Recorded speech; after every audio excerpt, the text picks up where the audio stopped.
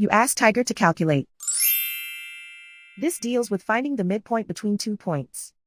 The midpoint between the 2 points is negative 1.55. Let's solve it step by step. Plot the 2 points and calculate the midpoint using the formula. The coordinates of point 1 are x1 equals negative 9, y1 equals 5.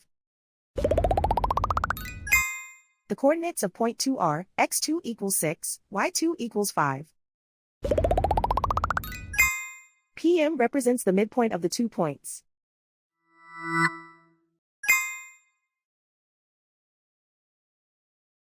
Use the x values in the midpoint formula to find the midpoints x. x1 equals negative 9. x2 equals 6.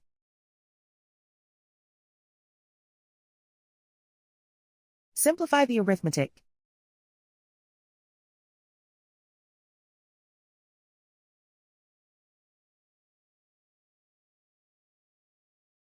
Use the y values in the midpoint formula to find the midpoints y. y1 equals 5.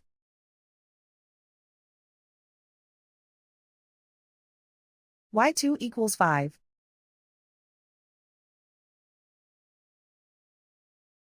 Simplify the arithmetic.